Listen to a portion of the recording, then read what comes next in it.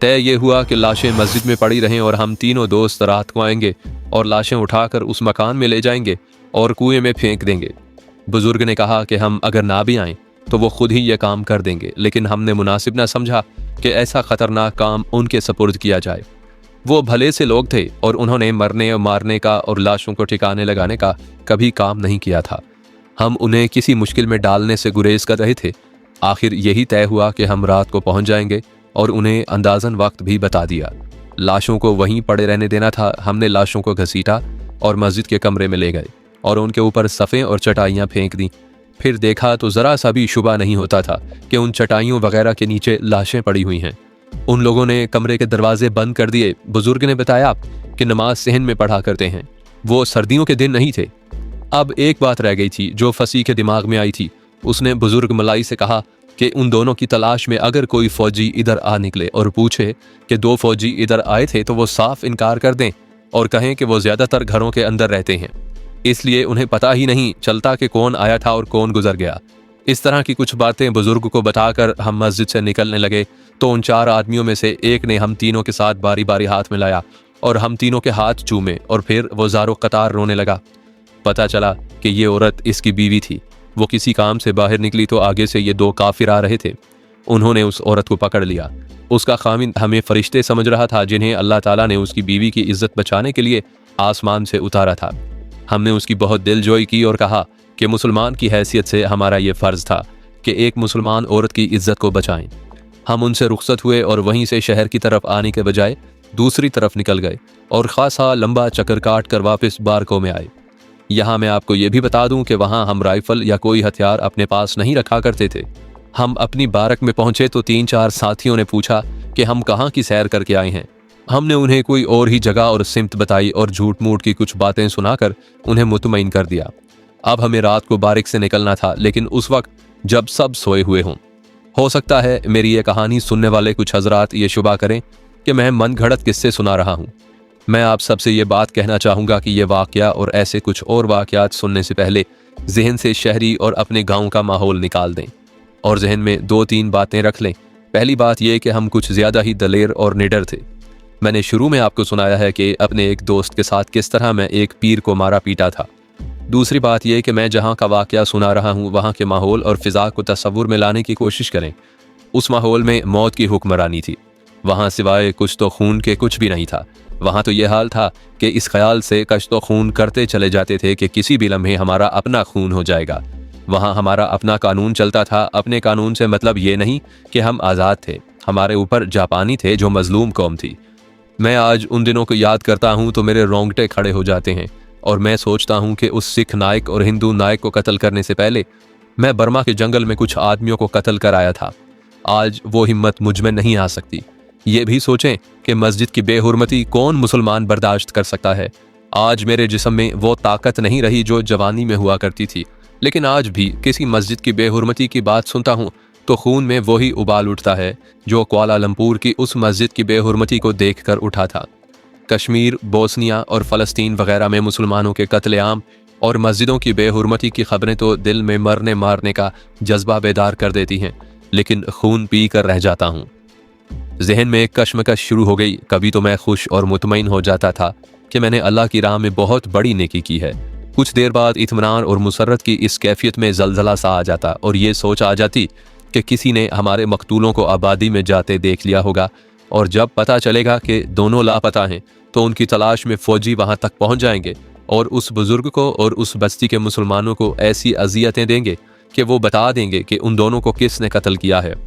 ये सोच मुझे परेशान कर देती और दिल पर बोझ सा आ पड़ता, लेकिन मैं अपने आप को यूं तसल्ली देता कि मर ही जाऊं तो बेहतर है। अपने मुस्तकबिल के मुतालिक तो कुछ पता ही नहीं था कि कैसा होगा और मैं किस अंजाम की तरफ बढ़ा चला जा रहा हूँ। मैंने अपने दोस्तों को नहीं बताया कि मैं क्या महसूस कर रहा हूँ। शाम को हम तीनों ने इकट्ठे खाना खाया। खाने के दौरान हम सरगोशियों में यही बातें करते रहे। मेरा ख्याल है कि फसी और शफ़ी भी मेरी तरह कुछ घबराए थे। हमारे दोनों मकतूल हमारी ही बटालियन के थे, सिर्फ कंपनियां अलग अलग थीं। रात 8:30 बजे गिनती हुआ करती थी। तमाम कंपनियां अलग अलग होती थीं और देखा जाता था कि कोई गैर हाजिर तो नहीं। अगले रोज़ के अहकाम और प्रोग्राम गिनती के बाद बताए जाते थे। गिनती का वक्त हो गया और जब गिनती से हमें डिसमिस किया गया तो उसके थोड़ी देर के बाद यह खबर हमारी कंपनी तक भी पहुंच गई कि फलां सिख नायक और हिंदू लॉन्स नायक लापता हैं। पहले तो ये ख्याल गुजरा कि वो गिनती से गैर हाजिर हैं। ऐसा हो नहीं सकता था क्योंकि गिनती से गैर हाजिरी फौजी कानून के तहत जुर्म था। गिनती के बाद हम बारक में आ गए और सोचने लगे कि सब सो जाएं तो हम अपने काम के लिए निकलें। तकरीबन 1 घंटे के बाद सिख नायक की कंपनी का एक हवालदार हमारी बारक में आया और उसने ऐलान के अंदाज से कहा कि फलां नाइक और लांस नाइक लापता हैं, अगर किसी ने उन्हें देखा हो तो बताए कहाँ देखा था। हमारे ज़्यादातर साथियों ने कहा कि उन्होंने नहीं देखा। फसी के दिमाग में बड़ी अच्छी बात आ गई। फसी ने उस हवालदार को ये झूठी इत्तला दी कि उसने उन दोनों को फलां तरफ जाते देखा था। फसी ने जिस इलाके का नाम लिया था वो उस शहर का एक मोहल्ला था जो बदनाम इलाका था। वो तवाइफों का इलाका था जहाँ फौजियों को जाने की इजाज़त नहीं थी, लेकिन हुक्म के बावजूद कोई कोई फौजी वहां जा पहुंचता था। सुना था कि अच्छी अच्छी तवाइफों को जापानी अपने साथ ले गए हैं, फिर भी वहां कुछ तवाइफें मौजूद थीं। मैंने भी आगे बढ़कर सिख हवालदार को बताया कि मैं भी फसी के साथ था और हमने उन्हें उस तरफ जाते देखा था। हवालदार ने बड़ी परेशानी का इजहार किया। 2 फौजियों का लापता हो जाना मामूली सी बात नहीं थी। फसी ने हवालदार से कहा कि वो हमें इजाज़त ले दे तो हम उस इलाके में जाकर उन दोनों को ढूंढेंगे और उम्मीद है कि वो किसी ना किसी घर से मिल जाएंगे। और ये भी ख्याल है कि वो शराब ज़्यादा पी गए होंगे और किसी तवाइफ के घर में या किसी गली में बेसुध पड़े हुए होंगे। ये हवालदार खुद भी सिख था। हम समझ गए कि वो इस कोशिश में है कि ये सिख नायक कहीं मिल जाए और उसे सज़ा से बचा ले। सिख होकर वो उस सिख को सज़ा से बचाना चाहता था। मैंने और फसी ने उसे कहा कि हम चले जाते हैं और उसे कहीं तलाश करते हैं। इस तरह मैं, फसी और शफी उस सिख हवालदार को तसल्ली देकर चले गए। हम बारकों में से निकले और उस बदनाम इलाके की तरफ जाने के बजाय दूसरी तरफ का रुख कर लिया, जिधर मुसलमानों के वो चंद एक घराने थे।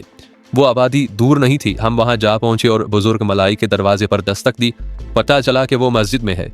हम तीनों मस्जिद में गए और जूते उतार कर अंदर गए तो वहां बुजुर्ग भी मौजूद था और 4 के बजाय अब 5 आदमी अंदर बैठे थे। रात को ब्लैक आउट होता था, इसलिए मस्जिद में कोई रोशनी नहीं थी। हमने उन्हें बताया कि हम बहुत जल्दी में हैं, इसलिए यह काम फौरन होना चाहिए। बुजुर्ग ने बताया कि वो उस मकान में जाकर कुएं के ऊपर से तख्ते उखाड़ चुके हैं। अब सिर्फ ये करना है कि लाशें उठाकर कुएं में फेंकनी हैं और ऊपर तख्ते जमा देने हैं।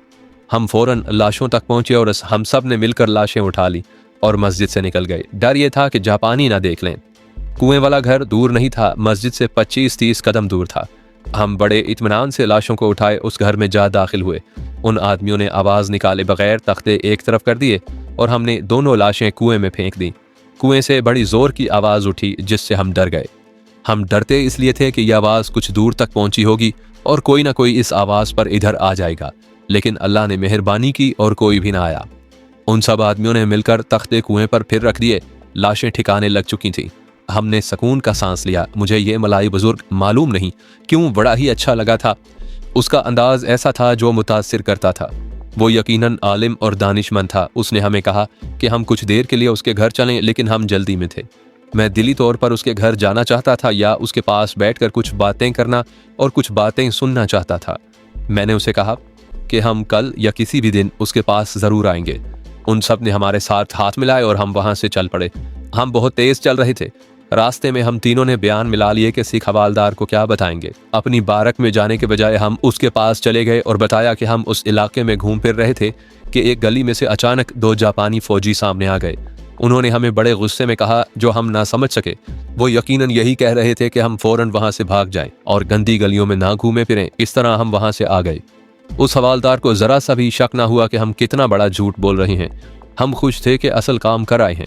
अब हमें कोई नहीं पकड़ सकता था। अगले रोज़ ये खबर हर किसी तक पहुंच गई कि फ़लाँ सिख नायक और फ़लाँ हिंदू लॉन्स नायक लापता हैं और वो तवाइफों के मोहल्ले में गए थे। हमें खबरें मिलती रहीं कि जापानी फ़ौज की मिलिट्री पुलिस को इत्तला दी गई थी और तवाइफों के घरों की तलाशी भी हुई थी, लेकिन उस सिख और हिंदू का कोई सुराग नहीं मिला। हर कोई अपना अपना ख्याल जाहिर कर रहा था। कोई कहता कि वो भाग गए हैं, लेकिन ये कोई नहीं सोचता था कि वो भाग कर गए कहाँ होंगे। आखिर इस पर सब ने इत्तफाक किया कि किसी बात पर जापानियों ने उन्हें गोली मार दी है। हम तीनों दोस्तों ने अफवाहें फैलानी शुरू कर दी और मशहूर ये किया कि वो दोनों तवाइफों के मोहल्ले में गए थे और वहाँ जापानी फ़ौजियों के साथ उनका झगड़ा हो गया था और जापानियों ने उन्हें कहीं ले जाकर गोली मार दी है। इस्लाम का जज्बा भी क्या जज्बा है। मैं किताबों की बातें नहीं बल्कि अपने तजर्बे और मुशाहदे की बात कर रहा हूँ। इस्लामी जज्बा, जिसे मैं जज्बा जिहाद कहूँगा, कुछ वक्त के लिए दब सकता है, मर नहीं सकता। मेरी उस जिंदगी पर गौर करें। मैं क्या था? एक आवारा और भगोड़ा। मैंने अपनी दास्तान के आगाज में साफ अल्फाज में बताया है कि मैं कोई शरीफ आदमी नहीं था। मैं एक नहीं, मुतअद्दिद इंसानों का कातिल बन चुका था।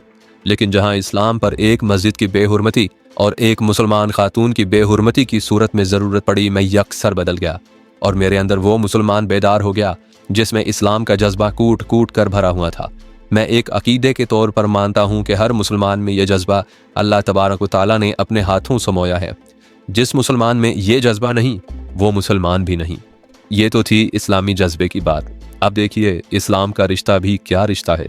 मैंने पहले बताया है कि वो बुजुर्ग जो हमें मस्जिद में मिला था, मेरी रूह पर गालिब आ गया था। उसके साथ मेरा कोई और ताल्लुक नहीं था, ना कोई लालच था, लेकिन मैं उसे एक बार फिर मिलने के लिए बेताब हुआ जा रहा था, सिर्फ इसलिए कि वो मुसलमान था और वो मुझे आलिम और दानिश्वर लगता था। मस्जिद में जो 4-5 मलाई आए थे और जिन्होंने लाश को ठिकाने लगाने में हमारी मदद की थी, मुझे यूं लगता था जैसे उनके साथ मेरा गहरा ताल्लुक या रिश्ता हो। इस्लाम के सिवा और क्या रिश्ता हो सकता था। कुछ दिनों के बाद मैं अपने दोनों दोस्तों के साथ फिर उसी छोटी सी बस्ती में जा पहुंचा जहां वो बुजुर्ग मिला था। उसका घर हमने उस शाम देख लिया था। उसके दरवाजे पर दस्तक दी तो उसी ने दरवाज़ा खोला और हमें अंदर ले गया। घर तो गरीबाना सा था, लेकिन इतनी सफाई और ऐसा सलीका कि कमरे में बैठकर बड़ा ही प्यारा सा सुकून महसूस किया। उसकी एक वजह तो उस बुजुर्ग का तकद्दुस था और दूसरी वजह यह थी कि मैं बड़ी ही लंबी मुद्दत के बाद एक घर में दाखिल हुआ था। मुझे तो यूं लगता था जैसे सारी उम्र जंगलों में जंगली जानवरों की तरह गुजारती है। जब किसी को कत्ल करने की नौबत आती थी तो मैं दरिंदा बन जाता था। उस घर में बैठकर मुझ पर ऐसी कैफियत तारी हो गई कि मैं कोशिश ना करता तो मेरे आंसू निकल आते। ये जज्बात की इंतहा थी। उस बुजुर्ग की बीवी थी जो उसी जैसी बूढ़ी थी, एक अधेड़ उम्र नौकरानी भी थी। मैंने उससे पूछा कि उसने उर्दू कहाँ से सीखी है। उसने बताया मलाया में हिंदुस्तान के कुछ लोग भी आबाद थे। उनमें मुसलमान भी थे, हिंदू, सिख और ईसाई भी थे। वो ज़्यादातर वहाँ तिजारत पेशा थे या आम किस्म के दुकानदार। कुछ मुलाजिम भी थे। उस बुजुर्ग ने कुछ उर्दू उन लोगों से सीख ली थी, लेकिन ज़्यादातर उर्दू उसने बंगाल और हिंदुस्तान में सीखी थी। उसने बताया कि उर्दू लिखने में उसे दुश्वारी होती है, लेकिन समझने में कोई दुश्वारी नहीं होती। अलबत्ता बोलते वक्त अल्फाज ढूंढने पड़ते हैं। उस वक्त तो मेरे वहमो गुमान में भी नहीं था कि ज़िंदगी में वो वक्त भी आएगा कि मैं अपना ये सारा सफ़रनामा या ये दास्तान कलम बंद करूँगा। अगर उस वक्त ये सोचा होता तो मैं हर बंदे का और हर जगह और मुकाम का नाम लिख लेता। बहुत से नाम जहन से उतर गए हैं। वो माहौल और वो फ़िज़ा याद रह गई। ये बुज़ुर्ग इस हद तक मुतासिर कर रहा था कि उसका नाम मेरे जहन में नक्श होकर रह गया। उसका नाम फैज़ुल हक था और उसके आगे भी वो कुछ लिखता था जो मुझे याद नहीं रहा। वो मलाई ज़बान का लफ्ज़ होगा, माशेर था या मासेर, इसी किस्म का कोई लफ्ज़ था। मुझे फैज़ुल हक अच्छी तरह याद रह गया है। फैज़ुल हक का बाप आलिम दीन था और उसी ने फैज़ुल हक को दीन या दीनी तालीम के रास्ते पर डाला था। जवानी की उम्र में फैज़ुल हक बंगाल गया और ढाका में 1 साल किसी दीनी मदरसे में रहा और वहाँ के आलिमों से फैज़ हासिल किया। अंग्रेज़ों के दौर में भी ढाका मस्जिदों का शहर कहलाता था। बंगाल, ख़ुसूसन मशरक़ी बंगाल, जो बाद में मशरक़ी पाकिस्तान बना और अब बांग्लादेश है, मुजाहिदीन का मुल्क चला रहा है। उस खित्ते ने सिराजुद्दौला और तेतू मीर जैसे मुजाहिदीन पैदा किए हैं। इल्म की जुस्तजू में फैज़ुल हक दिल्ली तक गया। ये उस वक्त की बात है जब फैज़ुल हक की जवानी पुरानी बात हो गई थी। वो बंगाल से वापस कुआलालंपुर आ गया था और कुछ बरसों के बाद फिर निकल खड़ा हुआ और हिंदुस्तान के चंद एक शहरों में क़याम करता दिल्ली चला गया और वहाँ से देवबंद भी गया और उसका ये सारा वक्त उलमाए दीन से दीन हासिल करने में गुजर गया। उसने कई उलमाए दीन के नाम भी लिए थे जिनमें से मुझे एक भी याद नहीं रहा। उस वक्त मुझे इस्लाम के साथ रूहानी दिलचस्पी थी, उलमा से मैं नावाकिफ था। अलबत्ता अपने कस्बे की तीनों मस्जिदों के मौलवियों के नाम जानता था, या जिस मौलवी ने हमें दीनियात पढ़ाई थी उसका नाम याद रहा और अब भी याद है। फैज़ुल हक ने चाय से हमारी तवाज़ो की। हम जानते थे कि जो शहरी यहाँ रहते हैं उन्हें राशन पानी की तंगी है। हमने फैज़ुल हक से पूछा कि उसे अगर खाने पीने की अशिया की तंगी हो तो हमें बताए, हम उसे चावल वगैरह दे सकते हैं। उसने शुक्रिया अदा करते हुए कहा कि उसे कोई तंगी नहीं और वो सब्र और शुक्र से ज़िंदगी गुजारने वाला इंसान है। हमारे पास कोई राशन नहीं था जो हम उसे देते। पका पकाया खाना लंगर से मिलता था। हम अगर किसी को कुछ देते तो वो चोरी या हेरा फेरी करके हासिल करते और फिर देते। फैज़ुल हक के लिए तो मैं बहुत बड़ा जुर्म करने को भी तैयार था। वो आहिस्ता आहिस्ता बोल रहा था और मैं नोट कर रहा था कि वो अल्फाज ढूंढ रहा है और उन्हें जोड़ जाड़ कर बोलता है। मैं उसकी बातें साफ उर्दू में बताऊंगा। उन तमाम इलाकों पर यह आफत नाजिल होनी ही थी, फैजुल हक ने कहा। जापानी फौज एक आसमानी आफत थी जो नाजिल हुई और बर्मा तक पहुंच गई। लोग कहते हैं कि जापानी फौज हिंदुस्तान पर काबिज हो जाएगी, लेकिन ये सही नहीं और ऐसा नहीं होगा। जापानी फौज जहां तक चली गई है वहां से वापस आ जाएगी, आगे नहीं बढ़ेगी। क्या आपको जंग की ताज़ा खबरें मिलती रहती हैं? मैंने पूछा। मुझे जो खबरें मिलती हैं वो अल्लाह की तरफ से मिलती हैं, फैजुल हक ने जवाब दिया। हमारे पास ना तो रेडियो है ना कोई अखबार मिलता है, अब तो यहाँ कोई अखबार छपता भी नहीं। फिर आपको शहर के लोगों से खबरें मिल जाती होंगी, फसी अहमद ने कहा। शहर के लोगों को कुछ भी मालूम नहीं कि आगे क्या हो रहा है, फैजुल हक ने कहा। आप खुद फौजी हैं, आप जानते हैं कि शहरियों को फौज की सही खबरें नहीं दी जाया करती। मैं तुम्हें एक खबर देता हूँ जो मुझे पूरी उम्मीद है बिल्कुल सही होगी। अगर आपको मालूम नहीं तो अपने फौजी ज़राए से मालूम कर लें। जापान की फ़ौज बर्मा से भाग आई है और बर्मा पर फिर अंग्रेज़ों का कब्ज़ा हो गया है।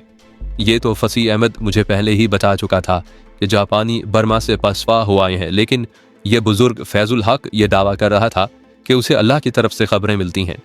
मैं उससे ये मालूम करना चाहता था कि अल्लाह से वो किस तरह खबरें हासिल करता है। मैं ये तस्लीम करने पर आमादा नहीं था कि यह बुज़ुर्ग झूठ भी बोल सकता है। क्या जापानी मलाया में जमकर लड़ेंगे? मैंने पूछा। नहीं, फैजुल हक ने जवाब दिया। मैं देख चुका हूँ कि जापानी फ़ौज जिस तरह आसमानी आफत बनकर आई थी उसी तरह यह फ़ौज तबाह होगी, जैसे उस पर कोई आसमानी आफत गिरी हो। मुझे बहुत बड़ा इनकलाब नज़र आ रहा है जो मलाया में आएगा, दुनिया ही बदल जाएगी। फैजुल हक मेरे लिए पुरस्रार सी शख्सियत बनता जा रहा था। उसके साथ हमारी जो बातें हुई और जो बातें उसने की, उससे मुझे ये तासुर मिला कि उसके पास रूहानी इल्म या कश्फ की ताकत है जिससे यह हर बात मालूम कर लेता है। आपने रूहानी आमिल, ज्योतिषी, पीर और शाहजी देखे होंगे और उनमें से किसी के साथ आपका वास्ता भी पड़ा होगा। आपको तजर्बा हुआ होगा कि ये लोग बड़े लंबे चौड़े दावे किया करते हैं और बड़ हाँकने के अंदाज से बात करते हैं। वो अपने साइलों को मुतासिर करने के लिए अपनी करामात बढ़ चढ़ कर बयान करते हैं और जाहिर ये करते हैं कि उन्हें गैब की हर बात मालूम हो जाती है।